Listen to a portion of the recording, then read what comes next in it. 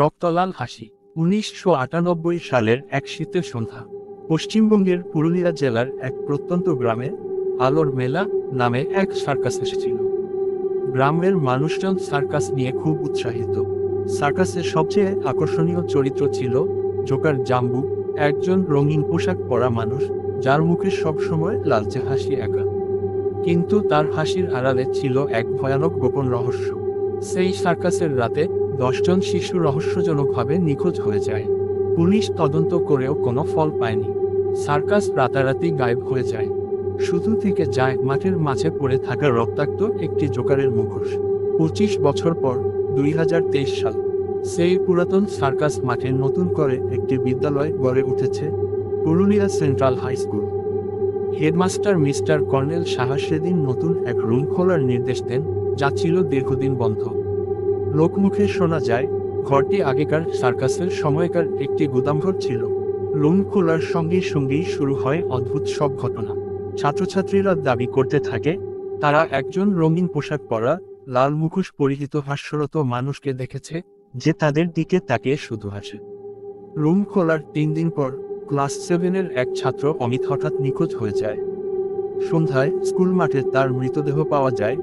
মুখে ছিল চওড়া একটি হাসি আঁকা, চোখ দুটি ভয়ার্ত এবং রক্তে ভেজা। পুলিশ এসে কিছুই খুঁজে পায় না, কিন্তু দেয়ালে রক্ত দিয়ে লেখা ছিল, জাম্বু আবার এসেছে।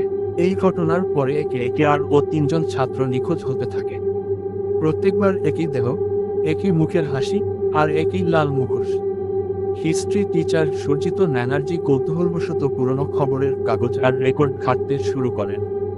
একসময় তিনি জানতে পারেন ১৯৯৮ সালের সেই সার্কাসের জোকার জাম্বু আসলে এক মানসিক রোগী ছিল। সে ছোট ছেলেমেয়েদের অপহরণ করে কল্পনার সার্কাসে নিয়ে যেত, আর হাসির মুখোশের আড়ালে তাদের খুন করত। শেষে একদিন সে নিজে গুদামঘরে আগুন লাগিয়ে আত্মহত্যা করে। তবে তার দেহ কোনোদিন পাওয়া যায়নি, শুধু পাওয়া গিয়েছিল পোড়া মুখোশটা। সুরজিত বাবু বিশ্বাস করতে শুরু করলেন জাম্বুর আত্মা সেই ঘরেই আটকে আছে, আর নতুন করে খুঁজছে তার সার্কাস পার্টনার। সে বাচ্চাদের নিয়ে আবার তার কল্পনার সার্কাস শুরু করতে চায়। তিনি স্কুল কমিটিকে অনুরোধ করেন ঘরটি আবার বন্ধ করে দিতে, কিন্তু প্রশাসন বিষয়টিকে কুসংস্কার বলে উড়িয়ে দেয়। ছাত্রদের রক্ষা করার জন্য সুরজিত নিজেই সিদ্ধান্ত নেন এক রাত স্কুলে কাটানোর। তিনি ঘরটিতে একা রাত কাটান। গভীর রাতে হঠাৎ ঘরের মেঝে ফাটতে শুরু করে, এক রক্তমাখা মুখোশ উকি দেয় ভেতর থেকে। এক বিকট হাসি, তুমিও কি আমার সার্কাসে যোগ দেবে স্যার? ঘরের বাতি নিভে যায়, অন্ধকারে শুধু সেই রক্তমাখা হাসির শব্দ। সকালবেলা লোকজন এসে ঘর খোলা দেখে ঘরের এক কোণে বসে আছে সুরজিত বাবু, চোখ স্থির, মুখে বিশাল এক আঁকা হাসি। বেঁচে আছেন, কিন্তু কিছু বলতে পারছেন না, যেন তার আত্মা হারিয়ে গেছে। এই ঘটনার পর স্কুলের পরিচালনা কমিটি সিদ্ধান্ত নেয় ঘরটি পুড়িয়ে ফেলা হবে।